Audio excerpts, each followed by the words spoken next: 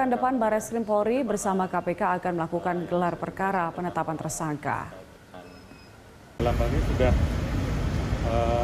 melakukan kerjasama dengan APIP dan APH yang ada di kita untuk melakukan pengawalan dan asistensi. Pak Rashid, ini samping saya Pak Burhanuddin ya. Oh, siap. Ini Pak, mengenai isu TTG seperti apa Pak? Oh iya, jadi sebenarnya TTG ini sudah kita mulai dari tahun awal 2021 bahkan akhir 2020 ini sudah mulai mengemuka, sehingga di DPR itu kita sudah beberapa kali melakukan tahapan. Pertama RDP biasa, kita undanglah beberapa kepala desa, PMD terkait apa sih TTG itu. Nah ternyata tidak hadir yang bersangkutan. Terus kemudian kisruhnya sudah semakin meningkat di akhir 2020 masuk 2021, maka terbentuk lagi pansus. DPRD menganggap bahwa ada kejadian luar biasa di persoalan ini, maka dibentuklah panitia khusus TTG ini. Mereka bekerja pada saat itu menemukan berbagai macam indikasi-indikasi, karena ternyata TTG ini, teknologi tepat guna, itu diduga banyak melanggar peraturan perundang-undangan, baik dari sejak perencanaannya, penganggarannya, sampai pelaksanaannya. Nah, mulai dari perencanaan, ternyata teknologi tepat guna itu hampir di 101 desa itu mulai perencanaannya tidak masuk dalam dokumen APBDes desa murni ya, jadi tidak masuk dalam anggaran belanja pendapatan desa murni tahun 2020. Dia nanti masuk ternyata pada saat perubahan APBDes 2020. Semua serentak itu pengakuan beberapa kepala desa dan dokumen-dokumen yang kita periksa memang dari segi perencanaan sudah ada keliru terkait pengadaan teknologi tepat guna. Apalagi muncul peraturan Menteri Desa bahwa untuk sumber dana desa itu hanya fokus pada 3 hal, yaitu untuk BLT, untuk padat karya tunai, dan untuk pencegahan COVID.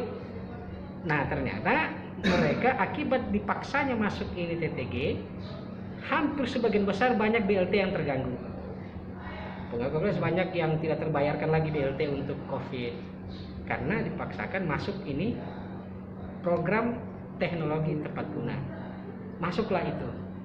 Begitu kita tanya. Ini foto apa ini Pak? Di ruang kerjanya PLT itulah Mardiana itu. Oh itu yang Mardiana ya. Disinilah dia waktu itu baku bantah. Ya. Kenapa dia harus tanda tangan? Yang laki-laki ini siapa Pak? Kepala desa. Kepala desa. Nah, yang perempuan ini Mardiana kemarin. Membuktikan bahwa memang spesial sekali ini Mardiana, dan sampai sekarang pun kita tidak tahu keberadaannya ini Ibu Mardiana. Kita sudah cari alamatnya untuk kita cek antara perusahaannya, alamatnya ternyata tidak sesuai. Berarti selama ini Ibu Mardiana sebagai pihak ketiga itu tidak pernah hadir dalam pemanggilan hak angket ini? Iya, belum pernah. Tidak pernah berkoordinasi dengan DPR, tidak pernah. Tidak pernah. Ya, mungkin kalau ada anggota lain Pak yang berkoordinasi sama Ibu Mardiana?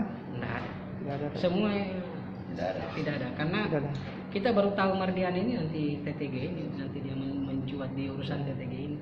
Karena satu perusahaan memonopoli, karena mulai dari perencanaannya salah, mekanisme pengadaan barang jasa itu juga salah, tidak mengikuti peraturan LKPP, lembaga apa itu? Peraturan LKPP. Di situ kan jelas sekali peraturan LKPP.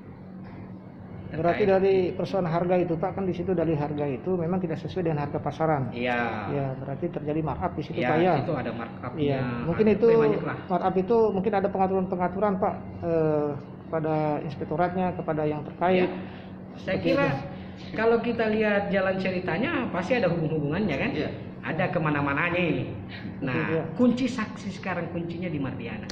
Kalau dia bisa mengaku, ya kemana semua uang itu pasti. Ya, ini kan sudah ada proses laporan Polda Pak. Iya. Jadi kan pelaporan itu dilaporkan dari pelapor itu dari DPR atau dari masyarakat, Pak? Kita kemarin begitu Pansus TTG selesai bekerja, salah satu rekomendasi dari Pansus itu adalah menindaklanjutinya kepada penegak hukum.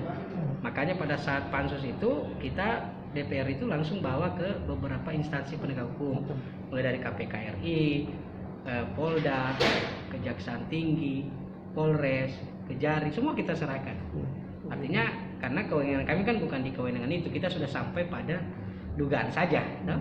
Dengan melihat alur cerita dokumen yang ada, memang kita bisa duga akan ada indikasi korupsi di situ. Tinggal saksi kuncinya ini yang tergantung pihak berwenang lah. Nanti yang jelas kita sudah buka tabirnya bahwa ada permainan di dalam, ada dugaan-dugaan di dalam. Ya sebatas itu, DPR sampai dugaan saja.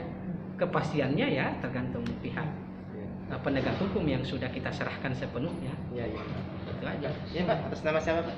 Abdul Rashid, Pak. Jabatan? Ya, Jabatan? anggota DPRD. Iya. Izin Bapak dengan saya.